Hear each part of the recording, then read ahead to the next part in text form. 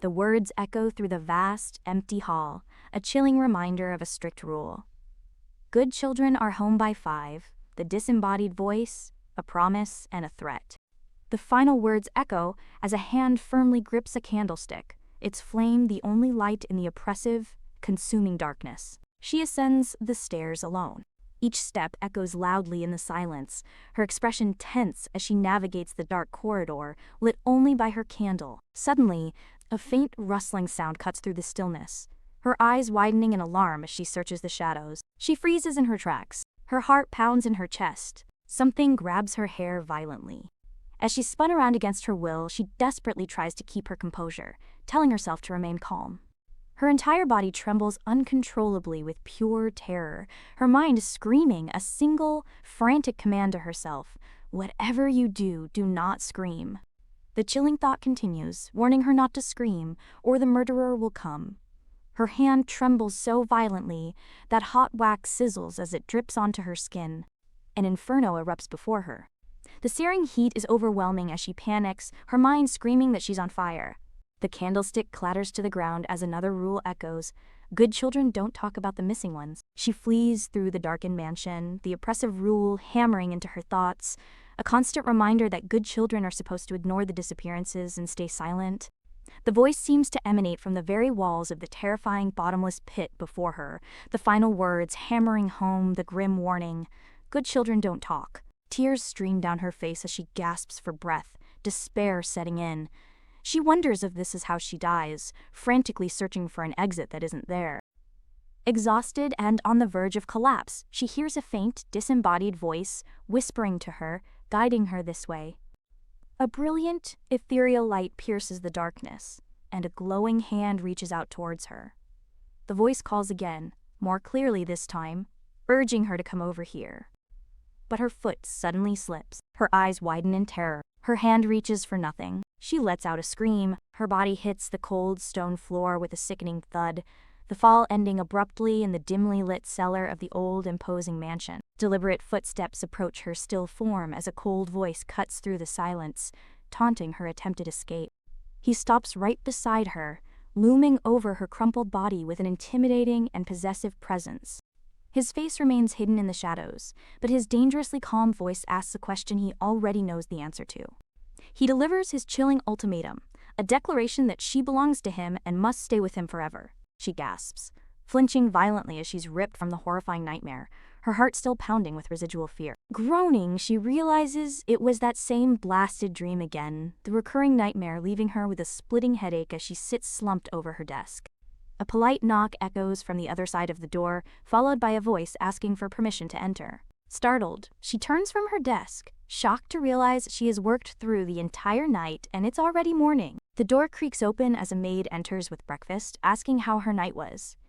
But she is immediately cut off by a demand for the newspaper. Ignoring the pleasantries, she presses the maid for information, specifically asking about new rumors of green-eyed brunettes being killed. The maid replies that she hasn't heard any such news, setting the breakfast tray down on the cluttered desk. Sighing with concern, the maid urges her to eat breakfast. She gently scolds her, saying she doesn't understand why she'd sleep at her desk with a perfectly good bed available. As she sets the cup down with a soft clack, the maid continues her gentle chiding, warning her lady not to overwork herself. Ignoring the maid's concern entirely, she continues her questioning, asking what happened to the butcher's daughter who went missing recently. The maid sighs, trying to placate her by saying such matters are for the city guard to handle. She insists her lady shouldn't worry, but her words have no effect.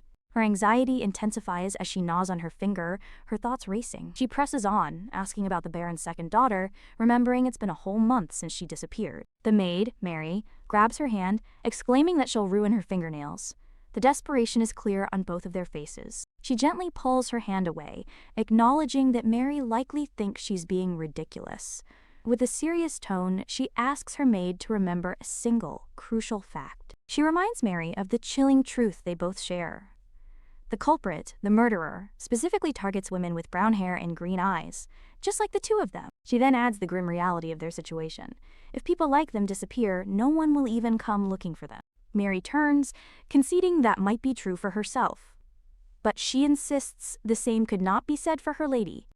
The lady agrees with a serious expression, She then insists that's precisely why Mary needs to be even more careful than her. She knows all this because the murderer targets brunettes isn't just a fear, it's the title of a mystery novel, a book disguised as a fantasy romance that she read in her past life. She recalls the novel's plot, which begins in the capital city of Bainan. The story starts with a series of mysterious disappearances that plague the city's residents, creating an atmosphere of fear. The victims in the book fit a specific profile.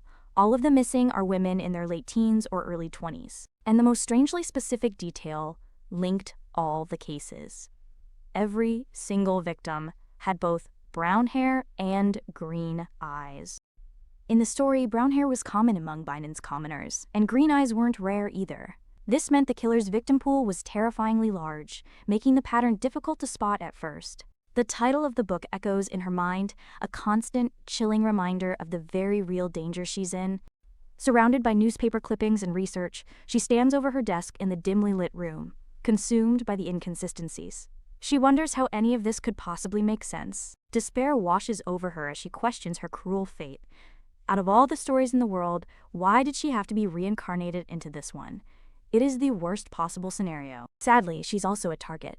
Having woken up in the body of a green-eyed brunette, she recalls how the city guard in the novel dismissed grieving parents, callously assuming their missing daughter just ran off. The reason for the guard's apathy was simple and cruel.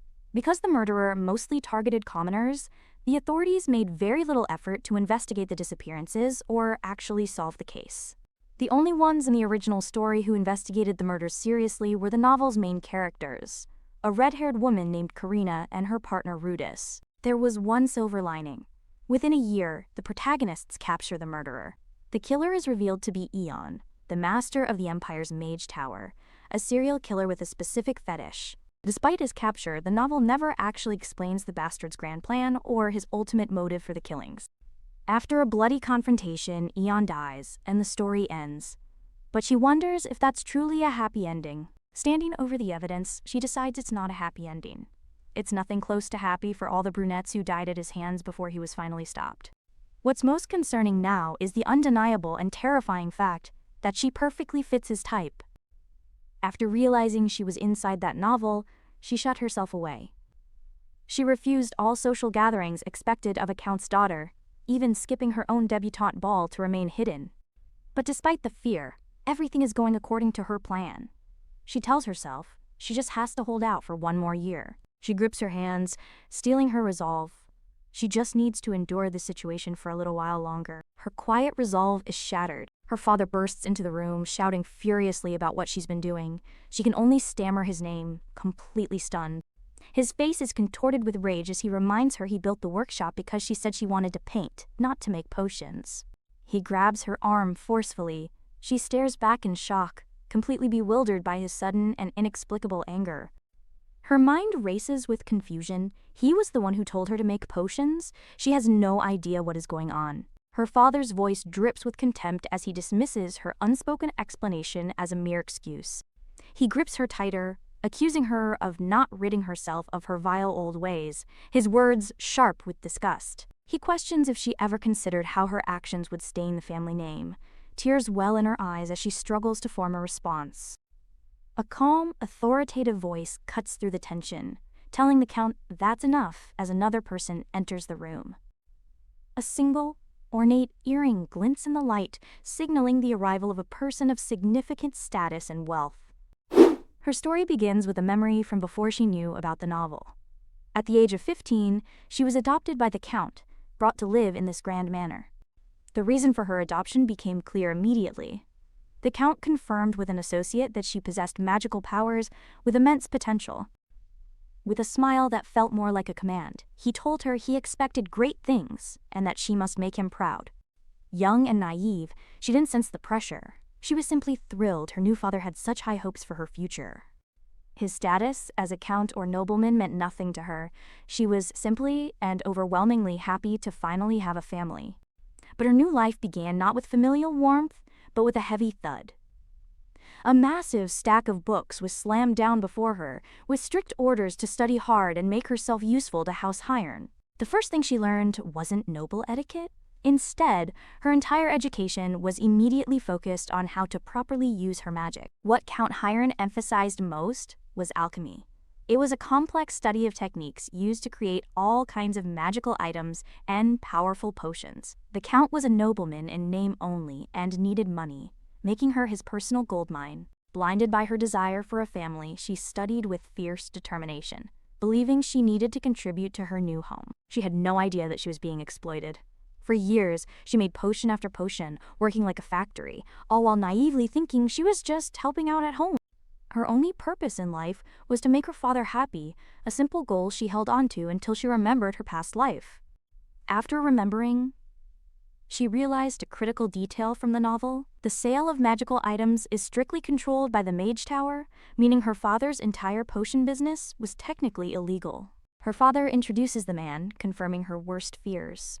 Eon, the master of the Mage Tower, came in person because he discovered the illegal potion sales. The realization hits her with the force of a physical blow. Her father's sudden rage was just an act to pin all the blame on her. Eon's gaze lands on her, and he softly mutters her name, Selenia, his purple eyes studying her intently. He compliments her, his voice smooth and unsettling. He tells her that her beautiful forest green eyes perfectly suit her chestnut hair. A single tear escapes as the weight of his words sinks in. He's noticed her, and he's just confirmed it. Her heart thumps wildly in her chest. The whole reason she'd holed herself up in the manor was to avoid him, and now this is how she runs into him. Eon turns his attention back to the Count, his tone shifting. He chides the Count for treating such a beautiful lady so violently, calling him rather hot-tempered. The Count, eager to save himself, immediately disowns her. He declares she can't be part of House Hiren after her crimes, and tells Eon not to be polite to the criminal. Eon thoughtfully repeats the word criminal. With a dangerous glint in his eye, he asks if the Count will leave her punishment to him. The Count doesn't hesitate for a second, eagerly agreeing to Eon's proposition without any concern for his adopted daughter. He quickly adds a disclaimer, begging Eon to remember that he knew nothing of her endeavors. As he speaks, Selenia clenches her fist, wondering why these things keep happening to her. The betrayal triggers memories of her past life, where she was also an orphan. She remembers standing alone on a playground, feeling isolated.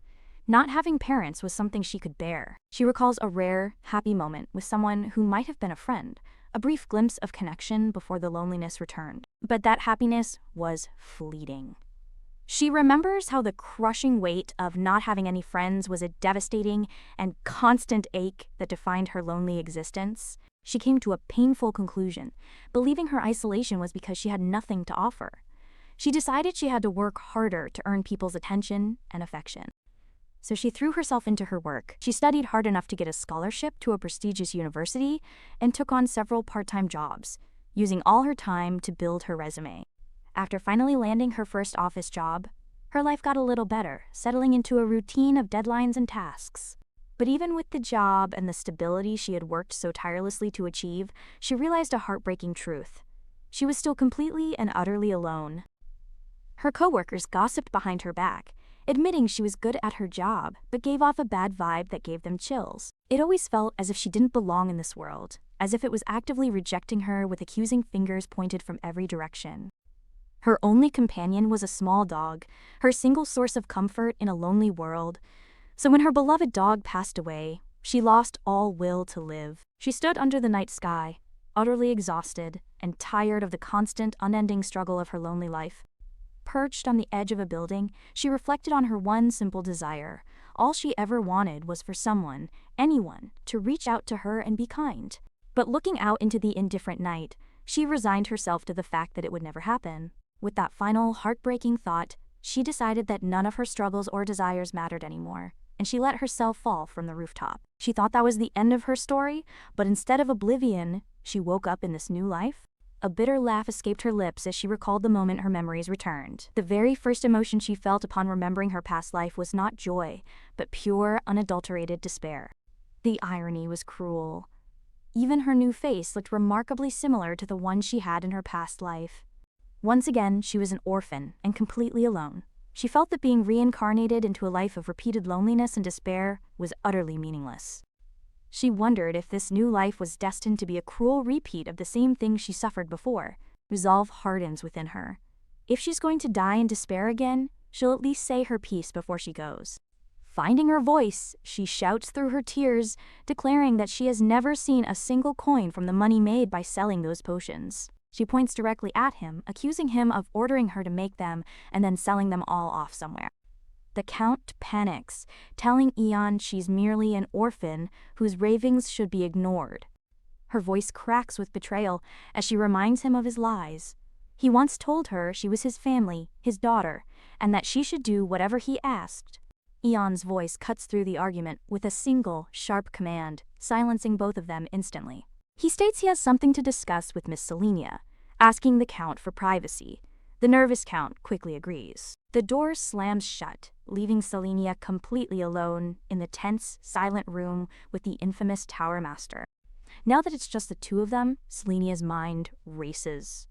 She grimly concludes that prison may be the safest place for her now, a guaranteed way to escape him. She admits her role in the illegal operation, stating she will gladly accept her punishment and go to prison. Eon seems annoyed by her suggestion, running a hand through his hair as he dismisses her talk of prison as nonsense. He steps closer, gently touching her arm. The unexpected contact leaves her confused and wary of his intentions. Leaning in close, he whispers his true purpose. He isn't here to punish her. He's here to take her away. Her eyes widen in shock. He turns and walks away from the desk, expecting her to follow him without question. He picks up one of her potions, remarking that it's impressive she could make something of this level without proper education. He offers his compliments on her skill. He then makes a stunning offer, respecting her skills enough to recruit her as a researcher for the Mage Tower. Selenia is completely baffled, stammering in disbelief. She questions his offer, reminding him that she's supposed to be a criminal. Eon smirks, reminding her how she claimed innocence moments ago. Flustered, Selenia clarifies that she meant they were both guilty. He ignores her explanation, instead presenting a rolled-up scroll. He calmly tells her to sign it. Unfurling the scroll reveals ancient, glowing runes. She immediately recognizes this is no regular employment contract for a researcher. She recalls the details of this specific magic from the novel. This is a contract of subordination, a powerful bond where the master can see through their servants' eyes and even send thoughts and feelings directly to them. The reverse is also possible, but only when the master wills it. She realizes the grim truth. The master can practically control the slave with just their thoughts, while the bound party can keep no secrets from them. Eon confirms her assessment with a knowing smile, stating that she has correctly identified the very essence of the contract. As she asks who the master would be, a powerful magic circle ignites around Eon. His eyes glow with purple energy as he declares that it would be him, Eon de Grand Noir, of course. Steeling herself, she confronts him directly, calling the contract unfair. She then firmly refuses to sign the document. Her mind races, certain she'll be tortured and killed if she signs. Eon's voice cuts in, saying there's a misunderstanding. He calmly raises his hand. He clarifies he wasn't asking for her approval. He was just explaining the terms before snapping his fingers to activate the spell. A powerful magic circle materializes in the air, swirling with dark purple energy and ancient, incomprehensible runes as its light pulses with overwhelming power. The world blurs around her as a powerful wave of dizziness washes over her senses, leaving her completely disoriented and confused. Eon's voice echoes, stating his explanation was a mere formality. It feels as if her body is sinking into deep water, completely helpless as she's pulled into the spell's depths by an invisible force. He asks if she feels nauseated, reassuring her the strange sensation will pass soon. With chilling finality, he says he looks forward to working with her, his voice echoing over a bed of sinister purple flowers. A grand carriage drawn by 4 black horses makes its way down a winding dirt road through a lush, sun-dappled forest, kicking up a trail of sparkling dust as it travels to an unknown destination. Inside the rattling carriage, Selenia stares out the window with a somber expression, noting they've been moving for a while. She wonders if they are already near the hunting grounds. Her destination's still a mystery to her. She grips her dress tightly, unsure if it's the contract or his murderous aura causing the chill that seeps straight into her bones. Deciding that talking might help ease the tension, she forces a smile and makes a casual remark about the carriage. Eon lets out a light laugh, amused by her assumption that he would use teleportation magic, saying there's no hurry. He explains that with such a beautiful lady at his side, he wants to enjoy the time it takes for them to travel. She tests the limits of the contract, asking if a servant must take their own life if their master commands it. He feigns innocence, suggesting that killing people is far too ghastly. But Selenia sees right through him, her mind screaming, "Liar." He adds it would be a shame for her to die after all his trouble. He finds the living far more entertaining than the dead. He explains his reasoning with a chilling smile, stating the dead quickly lose their shine. For example, he says, her beautiful eyes would quickly grow dull, a fate he finds unentertaining for now. Selenia concedes that he's probably not lying about his twisted preference for keeping his victims alive for entertainment. She accepts that's likely how he truly feels, which leaves her trapped and terrified. A desperate question forms in her mind.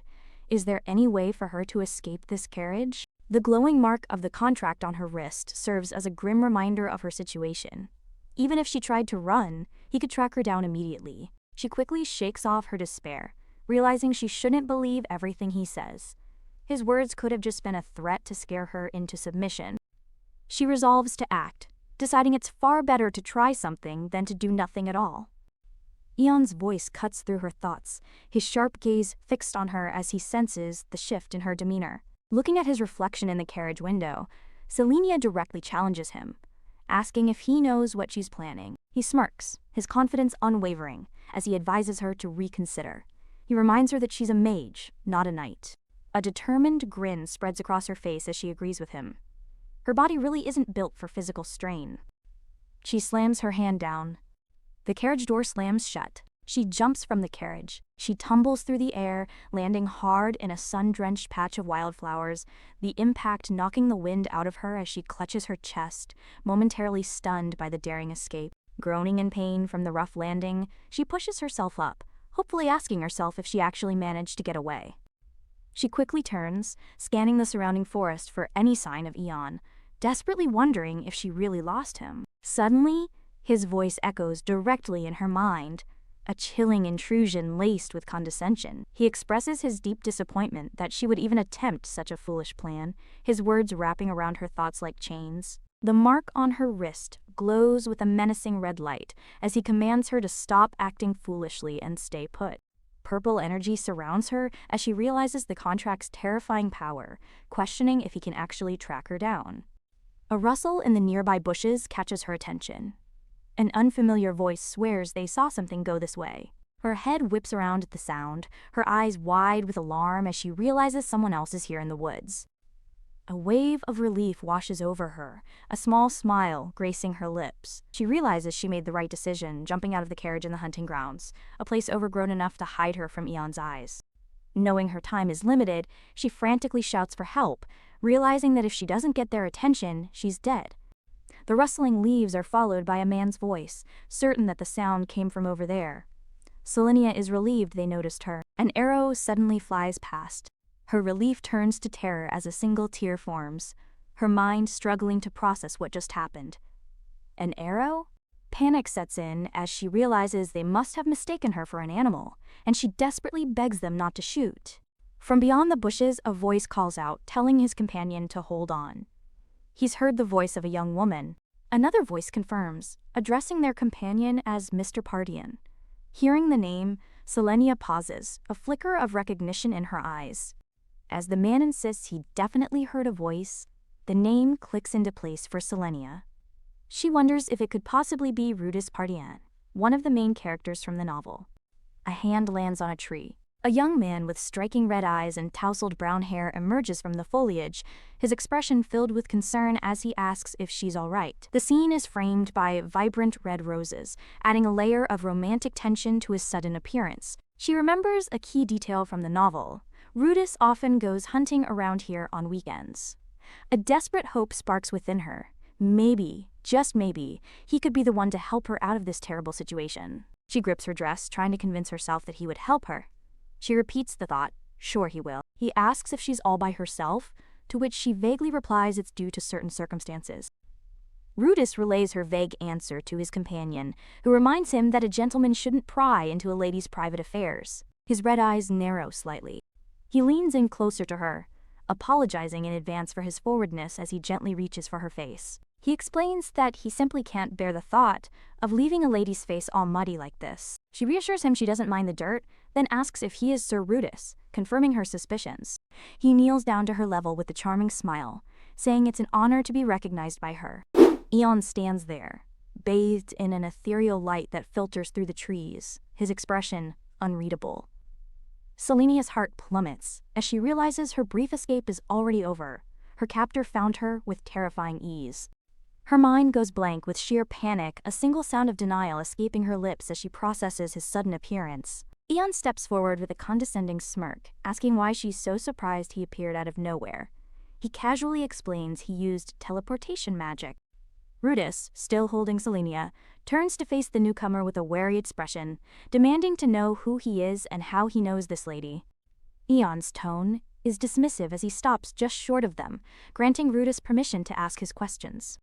With a chilling, possessive grin that doesn't reach his eyes, Eon delivers his simple, terrifying answer. Surrounded by an aura of dark, thorny magic, he declares with absolute certainty that Selenia belongs to him. Selenia freezes in Rudis's arms, stammering the word in disbelief. Eon clarifies she's one of his people and commands her to come back. She struggles, shouting he can't force her to go anymore. The throbbing pain from her ankle flares up, causing her to cry out. Rudis steps between them, shielding Selenia.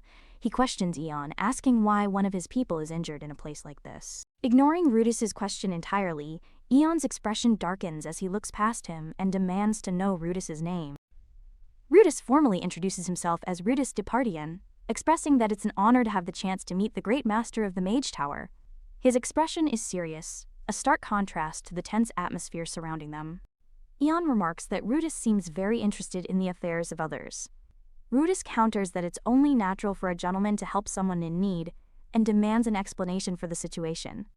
With a condescending smirk, Eon suggests it would be better for Rudis to simply admit he's interested in Selenia and ask her directly for an explanation if he needs one. Selenia bites her thumb in frustration and humiliation. Eon's words make it clear he's treating her like an object to be claimed, not a person. Sensing her distress, Rudis turns his full attention to Selenia, his expression earnest, as he asks if she knows this man. She begins to answer, her voice trembling. As she starts to explain who the master of the Mage Tower is, Eon's voice cuts in, encouraging her to go ahead. A jolt goes through her as Eon's voice invades her mind.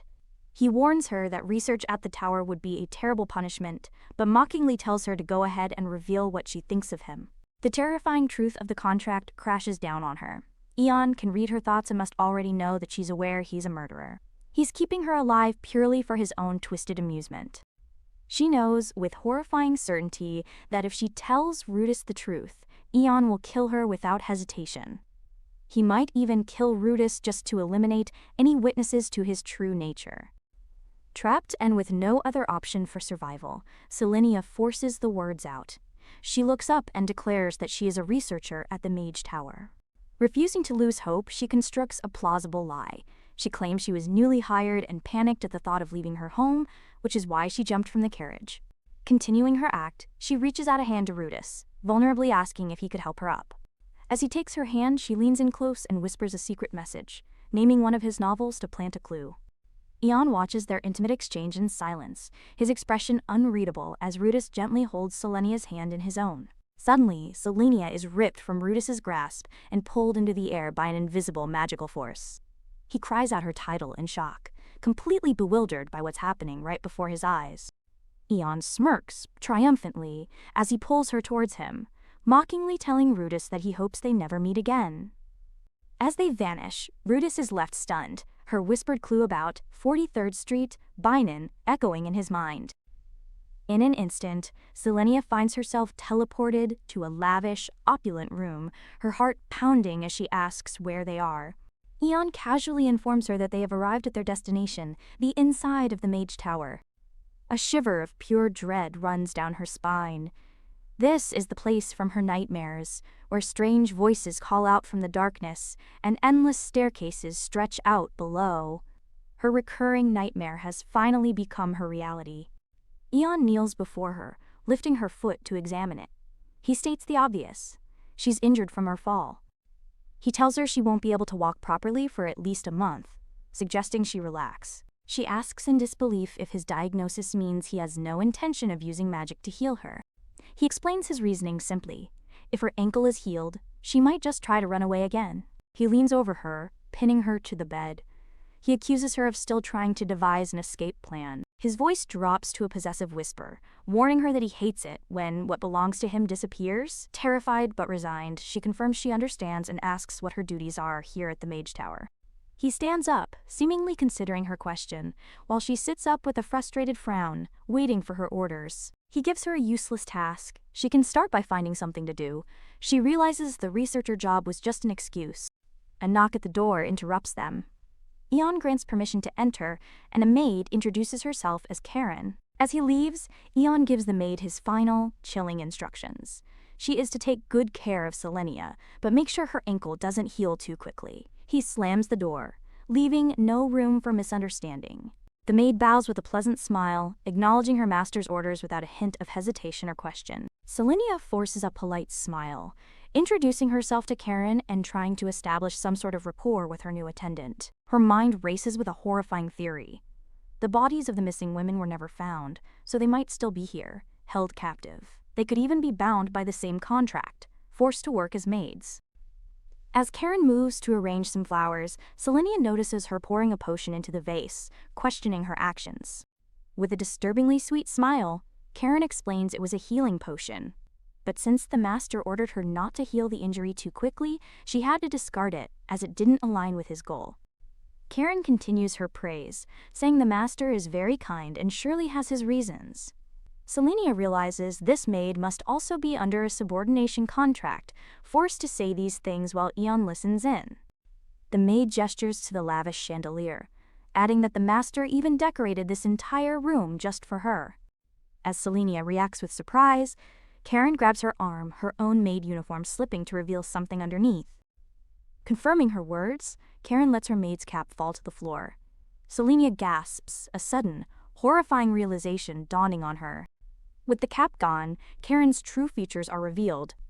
The familiar brown hair and the startlingly green eyes confirm Selenia's worst fear. This maid is another one of Eon's victims, just like her. Selenia finally understood the horrifying truth behind the disappearances, realizing Eon had locked all those missing women up here, hidden from the world within his tower.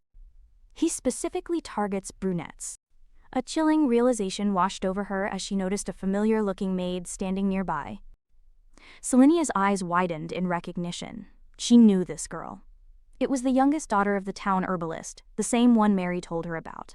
Putting on a brave face, Selenia brightly introduced herself to Tara as a new researcher. The young maid nervously greeted her, so Selenia gently asked when she arrived at the tower. Tara timidly answered that it has been about 6 months, confirming Selenia's worst fears. When asked where she was before, Tara began to tremble, completely unable to answer the simple question. This cowering girl was a shadow of her former cheerful self. Selenia tried jogging her memory by mentioning her parents' shop, but Tara's vacant terror led to a single horrifying thought. She must have been tortured. Suddenly, another maid grabbed her arm with a chilling grip, warning her not to break the rules. The maid's voice echoed with an eerie finality, explaining that the rules of the Mage Tower must be kept without exception, because those who break them are sent away. A throbbing pain shot through Selenia's head as she recognized the voice from her nightmares, the one that tormented her during her first capture. With a sinister giggle, the maid, Marilyn, warned Selenia that there are a few strict rules in the tower, and if she doesn't follow them, she'll be sent away. Another maid stepped forward, chiding Marilyn for frightening the newcomer and insisting she use a softer tone. She then explained the first rule. No one is allowed to speak about their life before the tower. She continued, claiming their master is a generous employer who doesn't care about their pasts, offering everyone a fresh start regardless of any crimes they may have committed. Selenia immediately saw through the lie. This rule was just Eon's way of silencing everyone to hide his own crimes. The second rule was a strict 5 o'clock curfew. The mention of a curfew sparked a glimmer of hope, prompting Selenia to ask if this meant they were allowed to go outside. The maid clarified that as a researcher, Selenia's circumstances would be different. Selenia knew Eon wouldn't let her leave, but she was determined to find a way out. However, the maid added that researchers still follow the basic rules, mentioning one was just sent away. Selenia wobbles on her injured ankle, questioning if, sent away, meant they were fired, but the maid's sinister smiles suggested a much darker fate. A sudden, dawning horror struck her. She bit her lip in frustration, realizing no one knew what truly happens to those who are sent away. The terrifying truth became clear. Breaking the rules meant being sent somewhere you could never return from, disappearing forever without anyone ever finding out what happened to you. Marilyn then revealed the next rule with a chilling smile. Never go to the last room in the left-hand hallway on the 4th floor, a place they call the Forbidden Room. She knew she couldn't risk Tara's life by asking more questions.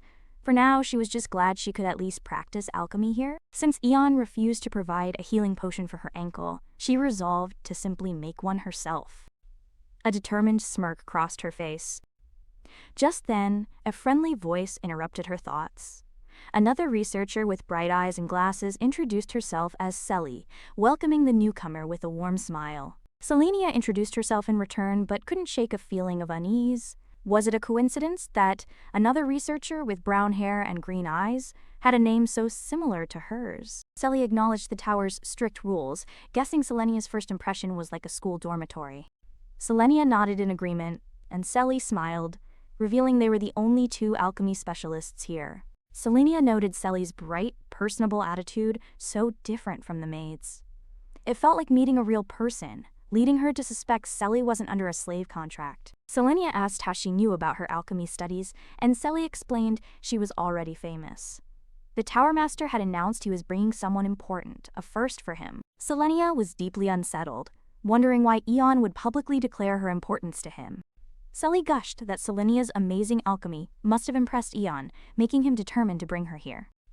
Cutting through the chatter, Selenia bluntly asked if she could see Selly's wrists. Selly laughed, finding the request odd but amusingly playing along, wondering if it was a new greeting. Selenia examined the presented wrists and found nothing. However, she knew the contract's mark didn't necessarily have to appear there, leaving her suspicions unresolved. Just as Selenia decided to ask Selly about it, a cold voice interrupted from behind, causing her to freeze in place. It was Eon. He had appeared silently behind her, his presence instantly filling the room with tension. He claimed her mind was so noisy he couldn't concentrate on his reading. She retorted that he could have just sent a telepathic message instead of showing up. Eon smoothly replied that he simply wished to see her in person, a statement she found utterly repulsive. He smiled, telling her she looked lovely even when cursing at him. Selly, watching from the side, was clearly flustered, much to Selenia's internal annoyance and embarrassment. He asked if she planned to start her research immediately. She retorted that his loyal maid tossed her healing potion, so she needs to make a new one first. He cynically asked if she planned to jump off the tower again once healed. She replied that she wouldn't be so foolish. Selly then cheerfully jumped in, suggesting they go buy the necessary materials together once her ankle is healed. Selenia was stunned, realizing this was a precious opportunity to leave the tower, even for something trivial. This was her chance. She needed to get out and somehow meet with Rudis again. Eon, reading her thoughts, mused that she wouldn't consider it a bother at all. He knew she would be overjoyed to see him, and glared at the thought. Feeling powerless, Selenia watched as Eon turned to Selly, asking to call her by her nickname. Leaning close, Eon's voice drops to a whisper as he begins to tell her a story, his purple eyes fixed on hers with an unsettling intensity. He speaks of the original Selly, someone very important to him whose happy days he believed would continue on forever. A memory flashes in his eye. But then, she vanished without a trace, her letters growing sporadic until they stopped completely, as if she had simply forgotten about his entire existence. Selenia swallows hard, certain the woman didn't just disappear, but that Eon had probably sent her away himself. Her certainty solidifies into a chilling realization, envisioning herself as just another doll in his collection, held delicately in his hand amidst a garden of thorns. She finally understands his twisted pattern. Every time the murderer kills a victim, he simply kidnaps another one. And to complete the horrifying cycle, he strips them of their identities by naming every single one of them Selly. He nonchalantly suggests calling her Selly too, revealing that the second, third, and fourth were all dismissed, leaving their positions conveniently open for her. Her hand clenches in fury. Selenia defiantly challenges him, suggesting he call her a slave instead, a term Eon immediately dismisses as crude language. She insists she'd rather be called a slave than a number, feeling she would survive longer that way. Her word choice piques his interest.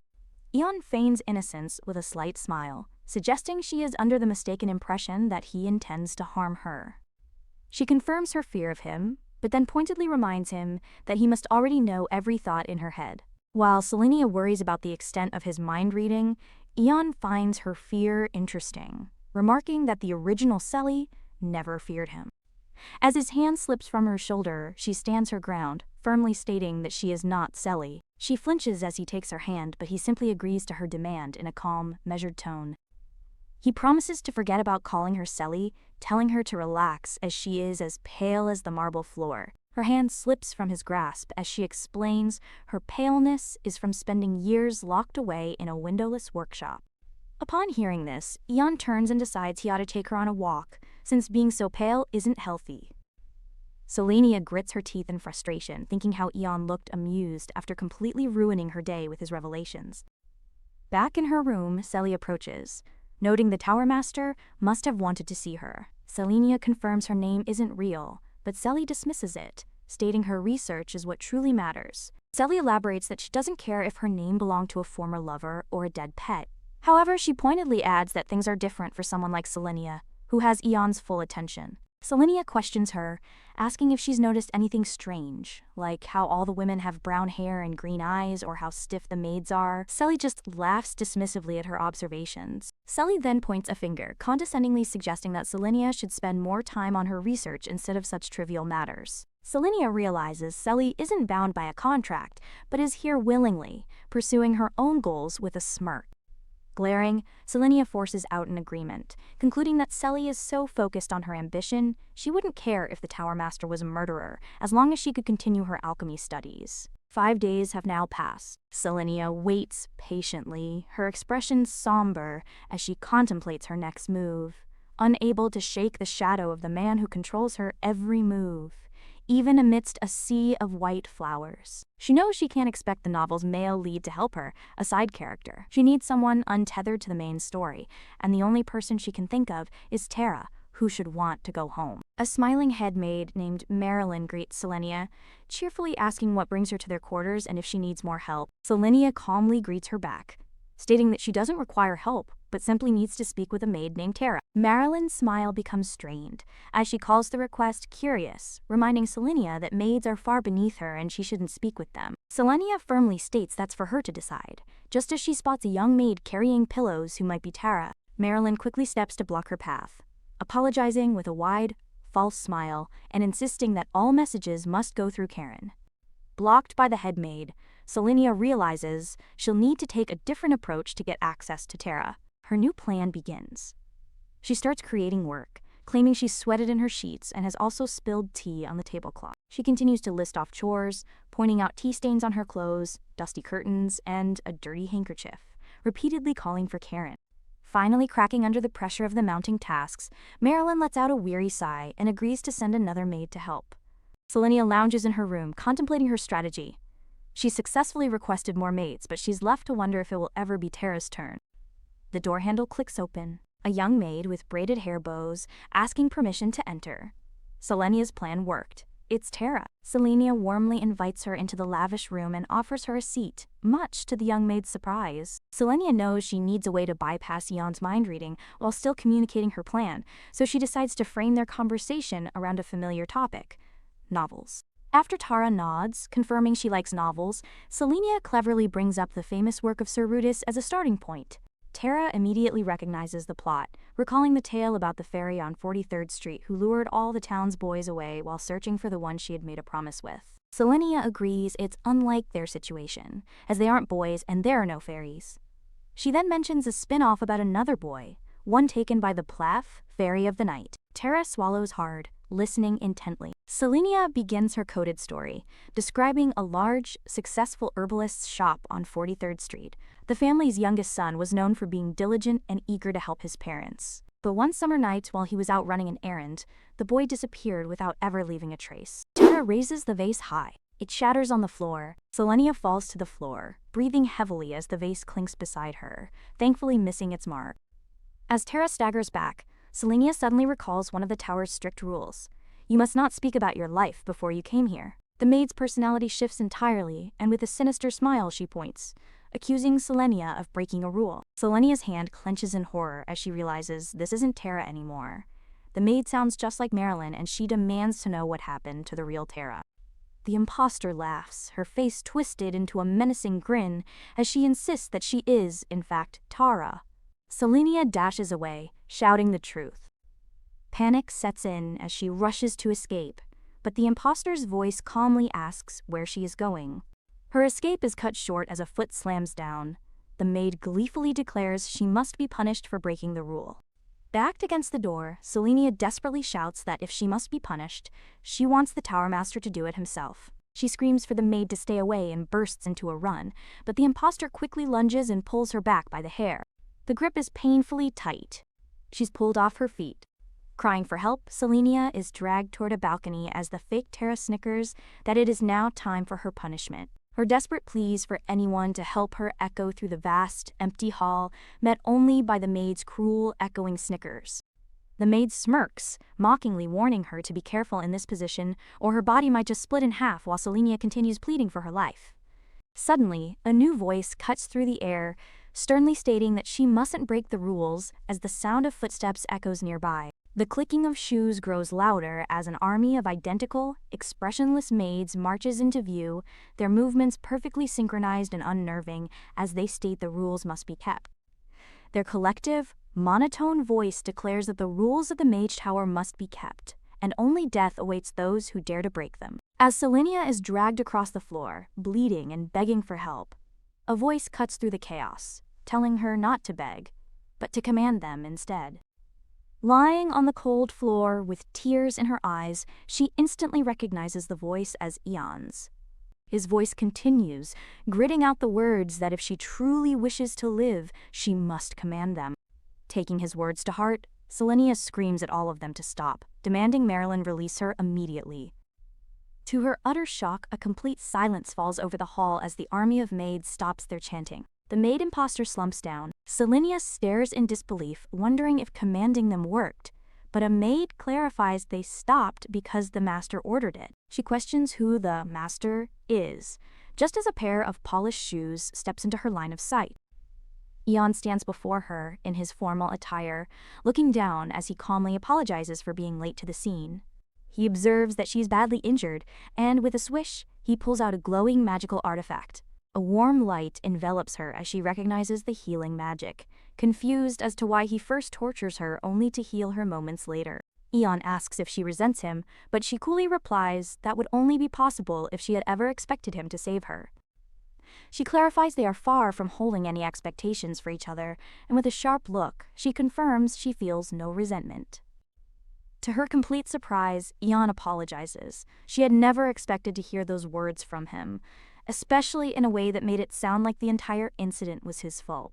His apology is so unsettlingly sincere that for a moment, it makes her feel as if he sees her as his lover, or even his master. But she quickly dismisses the thought, realizing that if he truly wanted to save her, he would have arrived instantly, since he can teleport. She concludes he doesn't feel sorry at all. Eon senses her disbelief and, without warning, swiftly lifts her into his arms, carrying her like a princess. He tells her that while her wounds are healed, she must be in shock and should rest. She bites her lip, realizing he's read her mind again.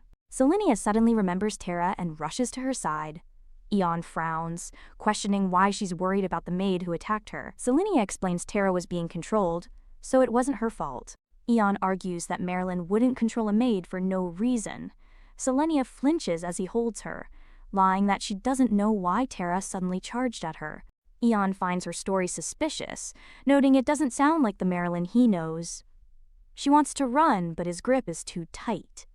After a moment of thought, Eon looks down with cold eyes and decides that he will forgive the maid Tara. Selenia, still held in his arms, looks up and cautiously asks him, what will happen to Marilyn now?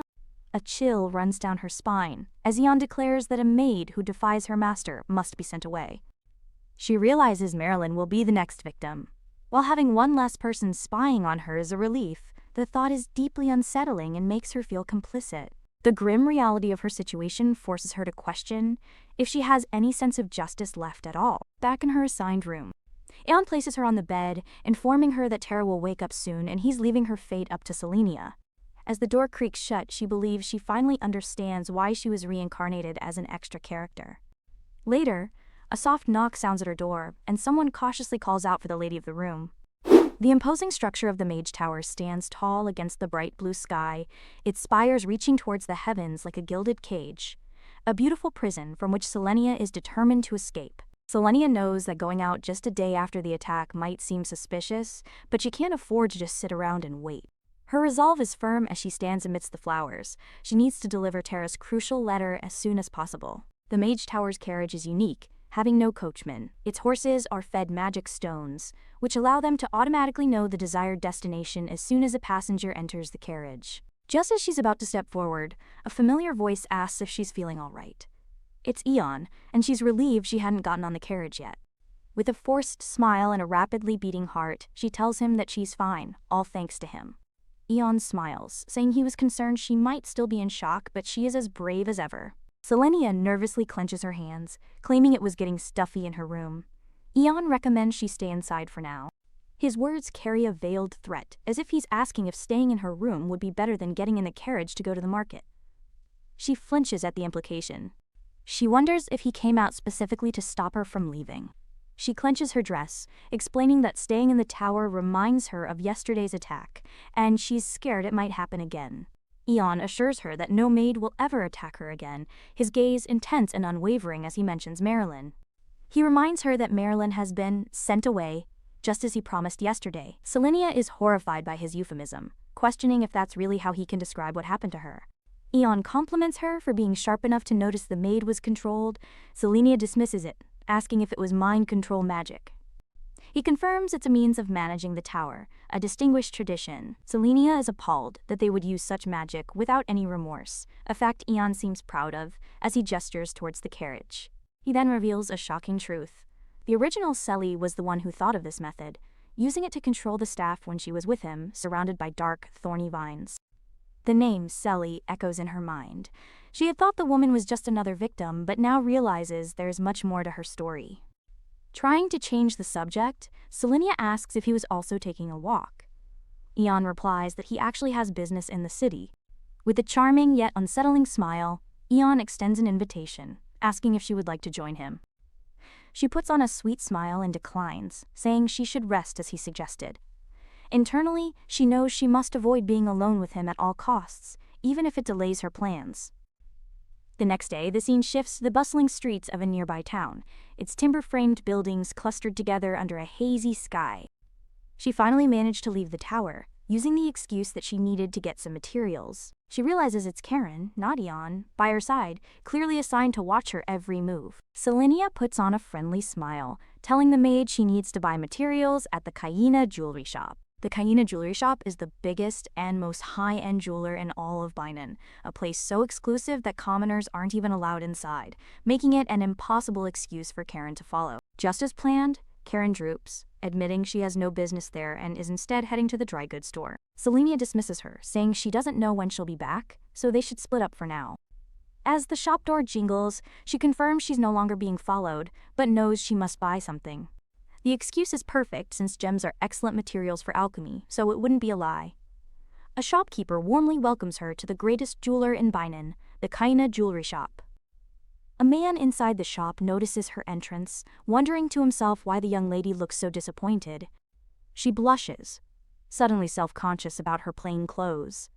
Having never attended any social events, she realizes she doesn't own any nice dresses, and should have gotten proper attire for an occasion like this. The shopkeeper politely asks what Selenia is looking for, listing off common items like rings and necklaces. Gripping her dress, Selenia clarifies that she came to look at gems rather than finished jewelry. The shopkeeper gestures towards a lavish green sofa, asking Selenia to please wait over there for a moment. Selenia's patience wears thin, as she insists that she would like to see the gems as quickly as possible. The shopkeeper explains they have another customer inside. Selenia can't let her waste time, deciding to just buy something else instead of waiting for the gems. Just as she decides to leave, a familiar pair of shoes steps into view, and a man's voice remarks that he didn't expect to run into her here. She flinches, recognizing the voice. It's Eon, smiling smugly.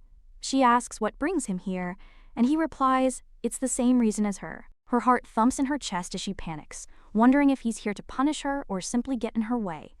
She tries to calm down, telling herself not to assume things. She forces a laugh, assuming he's also there to buy gems. As she turns to leave, claiming they're too busy, Eon steps forward and simply says, "You're wrong." His words halt her in her tracks, and she turns back to him with a confused, unsure of his meaning. Eon calmly states that he must teach the employee a lesson in her stead, leaving Selenia to wonder what he means. He asks if an employee who looks down on customers should be corrected. A chill runs down her spine as she realizes Eon must have been eavesdropping on their entire conversation. Selenia suggests leaving it to the manager, but Eon doubts they could teach the lesson he has in mind. She realizes he's not just going to teach her a lesson. No shop owner would call death a punishment for being rude. She stammers that she disagrees, explaining that dressed as she is, she couldn't expect better treatment, and doesn't blame the employee for their dismissal of her. Eon claims her existence shines so brightly that he didn't even notice she was wearing such rags, a backhanded compliment. With a strained smile, she wonders if he is intentionally making fun of her and her simple clothes with his comment. He declares that if people can't see her worth, they have no choice but to fix the problem, reaching out his hand to her. With a bright, forced smile, she refuses, insisting she must stay to buy something, determined not to let him ruin her plans. Inside the lavish boutique, the designer asks Selenia if she has a specific design in mind for her new outfit. Selenia requests a wide skirt for ease of movement, secretly needing clothes that will be easy to run away in. Eon suddenly interjects, overriding her request with his own specific color combination, an olive green skirt and a coral pink blouse. Selenia is taken aback by the oddly specific and somewhat clashing color choices he has just demanded for her dress. He stares at her intently, his gaze lingering on her hair before he declares that those two specific colors will suit her brown hair very well, revealing his true focus. She realizes with a swish of her hair that his particularity about the dress colors stems from his obsession with brown hair.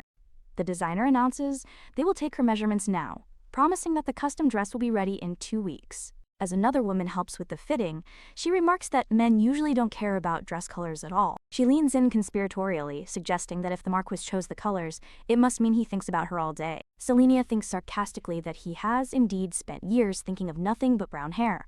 Meanwhile, the woman adds that the Marquess has never been here with a young lady before. The designer concludes she must be very special to him. But Selenia laments that if Eon were just a normal man who liked her, her life would be so much easier. Later in the carriage, surrounded by flowers and wearing an extravagant new outfit, she remarks that this feels a bit excessive for a simple welcome gift, testing his reaction. Eon ignores her comment, instead pointing out with a serious expression that she stopped calling him by his name. She smiles brightly, explaining she was simply playing along with his act, since he wanted them to seem close. He leans closer, telling her she doesn't have to avoid saying lovers, then menacingly asks why she doesn't just call him Eon from now on, turning her own words against her. His sudden shift leaves her completely bewildered, and she's unable to understand what he's thinking. She wonders if he's giving her a warning to never call him by his name again. Taking his words as a threat, she quickly apologizes, promising she will never call him by his name again. Eon leans back with a satisfied smirk, observing her tendency to do the exact opposite of what he asks. He then chuckles, adding that being so particular about names is a trait that is very much like her. Trying to steer the conversation away from the confusing topic, she stammers and points towards the boxes of new clothes. Eon tells her not to worry, as he figured she'd need the clothes for more frequent city visits. The comment catches her completely off guard. Her mind races with suspicion, wondering if he already knows about her plan. She stammers, asking what he means by his ominous statement.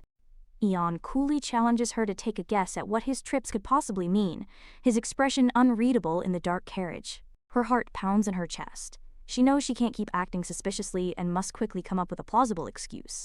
She quickly formulates a lie, saying she'll need to go out more often for alchemy materials, thanking him for the research funds. A small, knowing smile plays on Eon's lips, but his thoughts remain completely hidden from her. He leans back, crossing his arms, and casually mentions that winter is coming, so she must dress warmly for her outings. She thanks him for his concern, putting on a polite smile while internally questioning if her excuse actually worked on him. Thankfully, Eon didn't speak again. To keep him from reading her thoughts, she started humming a melody internally, even though she didn't feel like singing at all. She glances over, noticing a faint smile on his face. A chill runs down her spine as she wonders if he can hear the tune inside her head. She recalls how he tried to find out her plans after Marilyn's attack and even chased after her today. The chilling conclusion is that Eon might already know everything about her intentions. Back in her room, she bites her nails, wrestling with the decision to proceed with her plan. With Eon influencing her every move, the weight of her choice is immense. She gnaws on her finger nervously, a small box with intricate designs sitting before her. She feels like a ballerina trapped inside a music box, forced to repeat the same dance to the same music again and again, all under the smiling, watchful eyes of her captor. But as the illusion shatters, she reaffirms her identity. She is not his doll to be played with. Her eyes burn with a renewed fire as she makes her decision. She refuses to give up like this, resolving to see her plan through to the end. Let's do it. She clings to her unique advantage. As powerful as Eon is, he could never imagine that she comes from another world, knowing the events of this novel before they even happen. With her resolve hardened, she returns to her alchemy lab, carefully working on a new bubbling potion. A voice startles her, remarking that she's making quite the sneaky potion, causing her to jolt in surprise. It's Selly, smiling knowingly. Selenia wonders if she recognized the potion just by looking at the ingredients. Selenia leans in with a mischievous smile, confiding in Selly that she was thinking of trying to sneak into the forbidden area. Selly's eyes sparkle with excitement at the prospect of breaking into the forbidden room, recalling the magically sealed, chained door that resides on the 4th floor of the tower. She eagerly insists on being taken along, convinced the Tower Master keeps all his greatest secrets locked away in there, from powerful magic items to ancient books on forgotten alchemy. The phrase, ancient alchemy, immediately captures Selenia's full attention, a concept she hadn't considered until this very moment. Selly explains that centuries ago, alchemy was far more advanced than the simple potion-making they practice nowadays in the tower. She's heard that back then, alchemy could extend a human's life or even create new life entirely, and she believes it's clear the Tower Master is the closest to those secrets. Selenia internally scoffs at the idea, thinking she doesn't know about creating life, but Eon is certainly an expert at taking it. Dressed in her new outfit the following day, Selenia is stopped by Karen, who politely asks if she is heading out again. With a bright and cheerful smile, Karen announces that she happens to have some business in town as well, clearly intending to tag along. The maid's friendly demeanor vanishes, replaced by a sinister aura as she pointedly asks if Selenia is going to the jewelry shop again. Surrounded by a cascade of ethereal white flowers, Selenia formally presents the letter to the herb shop owner, revealing it is a long-awaited message from his daughter. Mr. Eaton reels back in shock, accusing her of mocking him. Selenia calmly insists the letter will answer all his questions. His hands tremble uncontrollably as he accepts the envelope, his voice shaking with disbelief and hope. Selenia's expression becomes intensely serious as she delivers a grave warning. She stresses that this entire affair must remain a secret, as it represents his last chance to reunite with his daughter. He swallows hard, terrified. With his fist clenched tightly in newfound resolve, Mr. Eaton finally agrees to her conditions. Suddenly, the door swings open and Karen calls out, causing a startled Selenia to flinch, worried she's been discovered. Karen smiles brightly, explaining that the shop she was sent to was completely out of Heron. Selenia immediately recognizes the lie but plays along, feigning disappointment. She knows she must keep Karen distracted from Mr. Eaton, so she suggests they visit the general store instead. As Selenia turns to leave, the shop owner anxiously grabs the door, asking if she's leaving so soon. Sensing the tension, Karen turns to Mr. Eaton with feigned concern, asking if something is wrong while Selenia watches anxiously.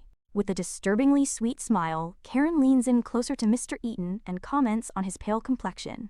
Mr. Eaton forces a nervous laugh, awkwardly trying to dismiss her observation by claiming he's just been working too hard.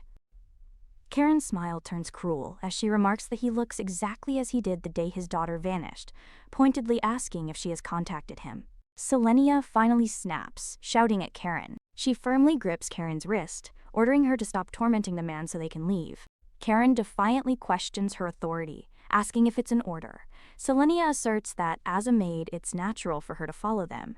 Karen stops dead, questioning if this was a direct order. Selenia worries that she's finally pushed her too far. Her attention then shifts to a nearby crate, where a wickedly sharp sickle rests against some tools. Against a menacing backdrop, Karen grins and muses that with such a dangerous tool lying around, anyone could get hurt, delivering a clear threat to Selenia. Selenia confronts Karen's veiled threat, her mind racing with the question of whether she should flee for her own safety. Her fear isn't just for herself. She's terrified that if she runs, Karen might turn her aggression towards Mr. Eaton, jeopardizing the crucial letter from Tara. She panics, realizing she hasn't even had the chance to give him her own letter intended for Karina yet. Just as the tension peaks, a familiar voice calls out her name. Selenia looks up in surprise to see Mary, a former maid, standing before her, equally shocked by the chance encounter. Pushing her worries aside, Selenia beams and asks Mary how she likes her new job at the Mage Tower. Selenia introduces her current maid, mentioning how helpful Karen is, who then politely introduces herself to Mary. Selenia warmly invites Mary to a cafe to catch up, but Mary regretfully declines, explaining she's on a tight schedule under the head maid's watch, all while Karen observes them from afar. Expressing her disappointment, Selenia pulls Mary into a warm hug, saying how much she's missed her old friend. Under the cover of their embrace, Selenia whispers Mary's name. She deftly slips a sealed letter into Mary's bag, a silent and urgent request hidden within their heartfelt goodbye. Leaning in close, she gives a final, hushed instruction: deliver the letter to Mr. Eaton without asking any questions. Mary gives a firm nod, silently agreeing to the dangerous task Selenia has entrusted to her. Selenia turns to Karen, nonchalantly asking if it would be possible for Mary to visit her at the Mage Tower. Karen replies with a pleasant smile, assuring her that the Mage Tower is open to anyone who wishes to visit. A week passes since the letters were delivered to Mr. Eaton. Under the cover of a dark, moonless night, the grand silhouette of the Mage Tower looms against the starry sky. Selenia walks through a grand, moonlit hall, believing this moonless night provides the perfect chance to enact her plan.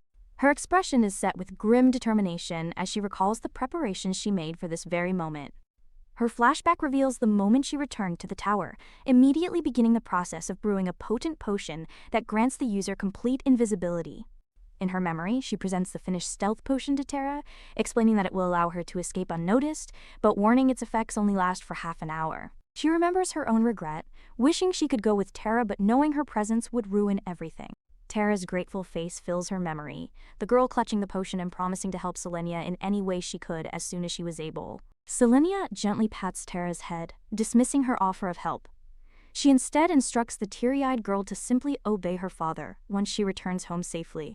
A gentle, knowing smile plays on Selenia's lips as her flashback concludes, her secret intentions hidden behind it. Her true goal is simple. She only needs Mr. Eaton to deliver her letter to Karina. If Tara does anything more, her entire family could be put in grave danger. The heavy door creaks open. From her vantage point, Selenia watches the empty space where Tara now moves, confirming that the stealth potion has been taken. Looking out towards the main gates, she knows the next crucial step is for Tara to get past them. Standing in the vast, moonlit hall, Selenia looks up and sends a silent prayer for Tara's safe escape. Her quiet hope shatters when she spots an unexpected figure standing outside in the courtyard, causing her to stop in confusion. The man turns, revealing himself to be Eon. He's bathed in an ethereal blue light, his piercing gaze seemingly locking onto her from across the grounds. Pure terror seizes Selenia as she claps her hands over her mouth. Her mind screams with the horrifying, plan-shattering question of why he is there. Overwhelmed by uncertainty, Selenia decides she must go to the herbalist's shop herself to confirm Tara's safety, clinging to the hope that the girl is now safely with her father. A flash of light stops her.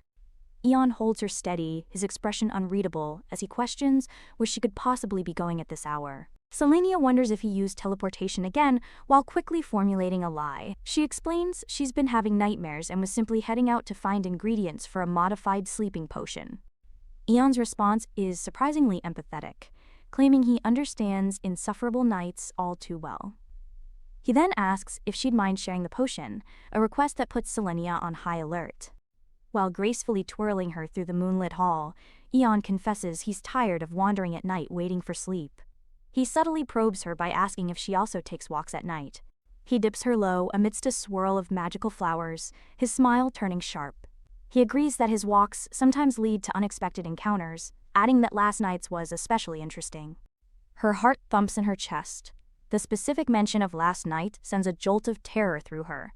Karen's denial combined with Eon's pointed comment makes her suspect the nightmare was real. She reasons that, while he can't read her dreams, He might be baiting her into mentioning Tara. Her heart pounds violently, but she forces herself to remain calm. She cannot afford to be rash. This is clearly a trap. Eon muses that her sleeping potion would end his nightly walks. Selenia dryly retorts that he sounds like he's asking her to cook for him. Eon clarifies he's simply envious of the maid who received her potion. With a knowing smile, he calls it an interesting concoction, perfect for resting in peace without anyone bothering you. A dark frown crosses Selenia's face as the devastating realization finally hits her. The game is over. Eon's voice echoes in her mind, comparing the maids to birds trapped in a cage.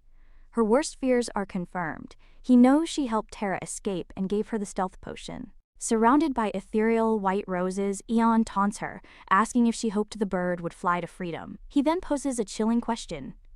Can a captive bird survive the harsh wilderness? He continues his cruel metaphor, suggesting a stray cat might catch the bird before it even has a chance to enjoy its freedom. Selenia's voice trembles as she draws the only horrifying conclusion from his cruel metaphor, asking him if he killed her. Eon coolly dismisses her accusation, claiming he was only speaking of birds. He then reveals the maid from last night is still in the tower. Selenia shouts, completely stunned. Eon steps closer, noting her disbelief. He laments not having earned her trust, then suggests she'll change her mind after visiting the 4th floor and invites her to come with him. Eon leads a wary Selenia down a dimly lit corridor. She nervously asks if this is the forbidden room she's heard about. He smirks, clarifying that the forbidden room isn't the only attraction here. There's also a wonderful gallery he'd like to show her. Selenia silently wonders if Eon is nocturnal, since he navigates the darkness with unsettling ease while she can barely see. As if hearing her thoughts, Eon states that he can see well in the dark but isn't a nocturnal animal, startling her. He lets out a soft chuckle, explaining that proper lighting is the key to truly appreciating fine art. He argues the best way to highlight art is by keeping the surroundings dark. Selenia concludes the objects must be very important. Eon confirms their importance but makes a chilling correction, stating that he wouldn't exactly call them objects. Suddenly, the hallway flashes with light, revealing a long corridor lined with glowing, vertical glass chambers. Inside each one is the perfectly preserved body of a beautiful, deceased woman, a horrifying collection on display. Selenia staggers backward, her voice trembling with absolute horror as she stares at one of the preserved bodies. With a proud proprietary smile, Eon gestures to the perfectly preserved woman in the glowing case behind him. He calmly introduces the body as Selly, the namesake of our protagonist. Eon clarifies that, as she has likely realized, this is merely a Selly specimen, a chillingly detached term for the preserved corpse before her. He adds that this isn't the first Selly, who isn't displayed here. He chillingly regrets not preserving her before she left him. His words send a shudder through Selenia, who claps her hands over her mouth in horror. She realizes with dawning terror that Tara might have met this same gruesome fate. He grabs her chin, his grip firm as he forces her to look up and face his macabre collection. Standing behind her, Eon presses down on her trembling shoulder, insisting she take in his beautiful exhibit. He makes it clear that this is an order, not a suggestion. He proudly explains that these specimens are the very culmination of his magic, masterpieces created after many failures. His hand gently taps against the cold glass of the case, the only barrier separating his obsession from his art. He gestures to the body's features, admiring the green eyes and brown hair, asking if they aren't exquisite. After Selenia stammers her agreement, Eon laments that they aren't exactly like the real Sellys, whose colors he could never perfectly replicate. Her body trembles uncontrollably as the final, horrifying piece of the puzzle clicks into place. She asks if this is the fate of all the maids who are sent away. Eon reveals his twisted rule. Only those given the name Selly are allowed here. Since Selenia seemed fond of Tara, he brought the girl here especially for her, inviting her to meet Tara now. Selenia recoils, wanting only to turn back. Eon feigns confusion, asking why she wouldn't want to see Tara. Trembling with fear, Selenia rejects his offer, insisting she'd rather leave immediately. He presses on with a sinister smile, tempting her by saying she only needs to go a bit further inside to see her. Finally breaking, Selenia desperately strikes his chest, her voice cracking as she begs him to let her out of this horrifying gallery. Her pleas echo in the hall. He holds the sobbing Selenia close, his expression disturbingly calm as he assures her that one day she'll grow to like his gallery. Sometime later, in a grand, sunlit room, Eon asks if she's finally calmed down, reaching out a hand toward her shoulder. She slaps his hand away. Unfazed, Eon smirks as Selenia turns to a nearby open window. A cool breeze blows in, and she thinks that even a small opening is enough for the wind to escape, feeling like an invitation to run. Clutching the fabric of her dress, she wonders if she could truly escape Eon's grasp, even by jumping from this height. Her eyelids tremble for a moment before blinking open, revealing a world that isn't rushing up to meet her. She realizes with a jolt that her descent has stopped. A glowing magic circle now holds her suspended safely in midair. Eon floats down to meet her, his voice deceptively calm as he calls her name. He remarks that her desperate leap was quite an interesting stunt to witness. The crushing weight of failure descends upon her. If Eon saved her, it means she was wrong. He truly can read her thoughts after all, and her desperate gambit was for nothing. Eon's expression darkens as he confirms her fear, asking if that's the reason she threw herself out the window. He states that she really should have stayed injured. With a sharp snap of his fingers, the levitation spell instantly vanishes, and Selenia plummets the remaining distance to the ground with a painful thud. Eon's face is a mask of fury as he asks if the fall hurt, his voice laced with a strange, angry concern. Selenia is completely baffled by his anger, unable to understand if it stems from concern or mere shock. Eon's eyes glow with an intense, purple light as he forbids her from leaving her room for a while. Still questioning his motives, she meekly agrees to his punishment, but then asks him to help her up from the ground. As he takes her hand, she feels that while it's as cold as ever, it's also drenched in sweat. This is the reaction of someone who was genuinely startled and never expected her to jump. She realizes with a triumphant smile that Eon couldn't read her mind after all. The only reason he managed to save her was due to his extraordinarily quick spellcasting, not any psychic ability. Now that she has discovered Eon can't read her mind, her next step is to confirm if Terra is truly dead. After all, she knows the Tower Master is a liar, and this could be another one of his deceptions. Karen approaches, informing her that the Tower Master is very upset with her actions. Selenia scoffs, completely unconcerned with his feelings. Selenia turns back with a cold glare, retorting that she is also very upset with him because he lied to her. Karen looks genuinely surprised by the accusation, asking for clarification. Selenia simply confirms his deception with a single word. Testing her, Selenia asks directly if she knows about the secret gallery located on the 4th floor of the tower. Karen beams with pride, confirming she knows about it. She explains that the gallery is a special place the Tower Master made just for them. Selenia clenches her fist, her suspicion confirmed. The fact that Karen knows about the macabre gallery and is so cheerful about it proves something is deeply wrong with her too. Karen's smile is ecstatic and fanatical as she explains her twisted logic. Death means disappearing forever, but being added to the gallery is a blessing, a gift granted by their master's great magic. With a cold, dangerous look in her eyes, Selenia turns to Karen and offers to put her there right now. Karen is momentarily taken aback, her fanatical zeal faltering as she questions Selenia's sudden and aggressive offer. Selenia sees the fear behind Karen's bravado. She clarifies her threat, suggesting they simply tour the gallery together. They arrive at a new display, and Selenia's heart sinks. She had desperately hoped Eon was lying, but before her stands the preserved body of Tara, her worst fears realized. The terrible memory of her nightmare flashes in her mind. It wasn't a dream after all. Tara really did run into the murderer on his nightly walk. Karen cheerfully gestures toward another display, asking if this is the person Selenia was looking for, taunting her. With a disturbingly wide grin, Karen feigns ignorance, claiming she doesn't know who it is since everyone here is Selly. Karen muses that having the Sellys on display was worth it, now that Selenia is here to enjoy them. Selenia is disgusted by her complete lack of empathy for her former co-worker. Karen gives her a chilling glare, hoping Selenia will also be blessed by the Tower Master and displayed here one day. She giggles and thanks Selenia, adding that the Master must have taken a great liking to her. After all, she is the first person, besides senior maids, to ever be brought to this place. Selenia reflects on the situation. An ordinary person would hide such a horrifying gallery from someone they were fond of, but Eon is clearly different, and that is what makes him so terrifying. The next morning, in the grand, ornate library, Selenia is greeted by a beaming Karina. Other researchers glance over, their interest piqued by the recent gossip surrounding her and the Tower Master. Selenia groans internally, feeling the heavy weight of everyone's stares. She realizes that even here, she can't escape the suffocating attention. Karina leans in, sparkling with excitement. She reveals that someone saw Selenia dancing with the Tower Master, causing a buzz among researchers. Selenia notes Karina's usual cheerfulness, wondering if she knows about the fourth-floor gallery. The gossip proves how boring this place is. Selenia reflects on Karina's naivete, who calls this place boring, completely unaware of the dark truths. She remembers that in less than a week, 2 maids have already been sent away.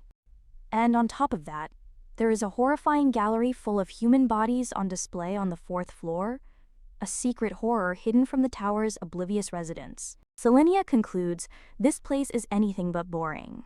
Her thoughts are cut short when she spots a familiar figure in the courtyard below.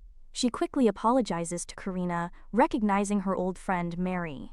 She runs out, shouting Mary's name. Mary looks up, surprised but delighted to see her. She asks how Selenia knew she was even here. Eon appears, his timing impeccable. He remarks on her wonderful timing, revealing that Mary is here to see her. He invites them for refreshments he's already prepared, showing this was his plan.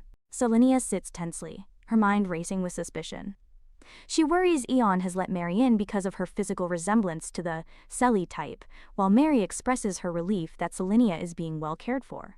Eon grins, smoothly telling Mary that Miss Selenia is quite special to him, a comment that clearly surprises her. Mary is delighted, believing Eon's favor means she no longer needs to worry. Selenia internally screams that it's a trap. Eon smoothly changes the subject, turning his sharp gaze towards Mary and asking what brings her to the tower. Mary explains she has a delivery for Selenia, handing her a finely sealed invitation.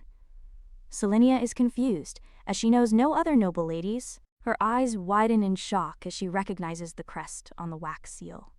It's an invitation from Karina. She realizes Mr. Eaton must have delivered her letter. She puts on a bright smile, exclaiming how exciting it is to receive an invitation, hiding her profound guilt and sorrow over her failure to save Tara. Her success meant nothing.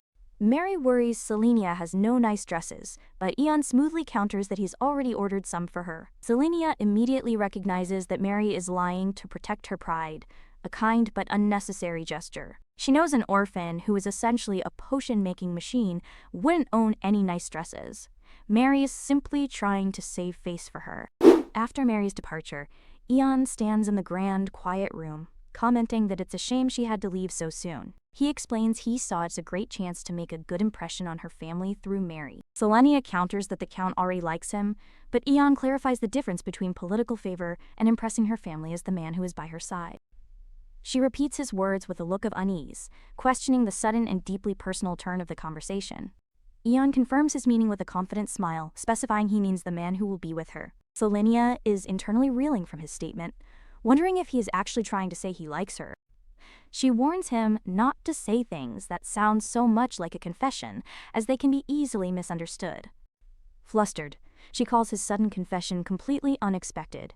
Eon simply repeats her word, questioning her surprise. Eon expresses his disappointment, stating he didn't realize she was so oblivious. He claims that most other women would have noticed his feelings for them by now. Selenia observes that for someone confessing their love, he seems remarkably nonchalant. Eon argues that bringing her to this tower alone was a clear sign of his interest. Selenia retorts that his so-called interest was nothing more than binding her to him as a servant. Eon calmly argues that keeping someone close is how all love and affection begins. He then doubles down on his lie, claiming he is always watching her and reading her thoughts. Selenia furiously corrects him, stating that his actions are not love or affection, but pure obsession. Eon lists his supposed kindnesses, like decorating her room and giving her dresses, ignoring her outrage. Selenia sarcastically reminds him not to forget the horrifying gallery of Sellies. She directly confronts him, asking if his agreement to call her Selly wasn't just a prelude to adding her to his twisted collection. He hesitates for a moment. He looks down with a gentle expression, claiming that everything he has done was for her sake. Selenia repeats his words in disbelief. Eon confirms it, insisting they weren't hints but actions for her sake. She finds his logic ridiculous, believing it's pointless to continue this conversation. She clutches the invitation from Karina. Eon's eyes narrow as he quietly mutters Karina Delamon's name, his focus now on the invitation. A jolt of fear runs through her. Eon identifies Karina as the young lady who was recently knighted, a fact that makes Selenia's heart pound with anxiety. Flustered by his sudden interest in Karina, Selenia quickly makes an excuse to leave, claiming she has much to prepare for the social event. She tells herself to calm down, reasoning that it's not unusual for Eon to know of a rare female knight from House Lemond. Eon seems to agree, allowing her to go. Still, a deep sense of unease settles over her. The fact that Eon knows Karina by name doesn't bode well for anyone involved. Back in the safety of her room, Selenia clutches the invitation, her breath catching as she prepares to finally read its contents. She swallows nervously as she begins to read the elegant script, the formal greeting doing little to calm her frayed nerves. The letter is from Captain Karina of the City Guard, who has heard about Terra's disappearance from her family and has many questions for Selenia. Karina requests a meeting at Lemon Manor, providing an alternative if Selenia is unable to come. This confirms Selenia's suspicions. Karina knows something is wrong at the Mage Tower. Selenia recalls that in the original novel, Karina was pursuing the case of the missing women by herself at this point. She had no leads and no clue that Eon was the culprit. But things are different now. Though she may be an extra, a main character finally has her sights set on Eon. And now that she has confirmed he can't read her thoughts, she realizes she can finally move around more freely. Surrounded by white roses, she steels her resolve. The timing is perfect, and everything seems to be going well. She knows she absolutely cannot afford to make any mistakes this time around. She takes a determined step. She arrives at the familiar street, realizing with a start that this is where Mr. Eaton's shop was located.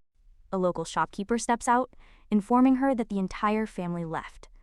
Selenia repeats the words, her confusion growing. The shopkeeper explains the whole family packed up and left overnight. He remembers hearing a noise on Tuesday night, and by the next morning they were gone without a trace, as if they'd been preparing to leave for a while. Selenia bites her thumb, connecting the dots. Terra escaped Monday, meaning Mr. Eaton moved away only a few hours later. She stares at the bright sky, a troubling question plaguing her mind. Why would Mr. Eaton leave the city before he could even reunite with his daughter? It's hard to understand, but she knows she has to move on. Her thoughts are interrupted by a cheerful voice. A young man greets her, asking if the Marquess is with her today. Selenia forces a laugh, explaining Eon is busy. She mentions her maid will arrive soon, and she'll try on dresses then. The shopkeeper kindly suggests she sit and rest her feet while she waits for her friend to arrive. While waiting for Mary to arrive at the dress shop, Selenia sits and realizes she has a bit of time to spare. Her eyes land on a particular book with an intricate red cover, recognizing it as 1,000 Years of Waiting, the newest novel by the author Rudis. She fondly recalls meeting Rudis, who was as kind and handsome as she'd imagined, though they never met again. She dismisses the memory, focusing on her new contact with Karina. She opens the book, but the words she reads are shockingly personal, claiming to read her thoughts and feelings. A horrifying realization dawns on her. This isn't a novel, but a subordination contract. She remembers the original novel began by introducing a magical tool called the Tome of Subjugation. It was a forbidden form of magic used by a sorcerer to dominate a woman's mind and carry her away. The description of the woman trapped by roses and thorns sounded eerily similar to her own predicament. Just as she's lost in thought, a familiar voice asks how she has been, startling her. She looks up in shock to see her father, the Count, walking towards her, remarking how quiet the manor is. He gently pats her head, telling her he has missed her, but the gesture sends a cold chill down her spine. The shopkeeper smiles warmly, commenting on how fond the Count must be to accompany his daughter to a boutique. The dressing room door opens, and the Count exclaims in admiration, praising how nice the dress looks on her. Selenia emerges fully, looking elegant in the new dress from the famed designer Jean Thiers. Mary stands beside her, equally impressed by how wonderful the outfit looks on her lady, who is framed by an abundance of white roses. The Count chuckles, hearing that Marquise Grenoir gifted the dress. Mary excitedly adds he also bought a coat and gloves. A greedy grin spreads across the Count's face. Selenia immediately recognizes the look. His avarice is taking over again. He laughs heartily, telling Selenia he knew she was clever, but he's surprised she's this good at it. With a condescending smirk, he accuses her of being rather good at seducing men, thinking he should have used her this way sooner. Selenia glares at him, furiously denying his insinuation. She clarifies the Tower Master is merely her employer and nothing more. The Count explodes in rage, shouting at her for her disrespect. He questions how she could talk back to him after he raised her. The Count continues his tirade, declaring that this is exactly why backgrounds matter, his voice full of classist disdain.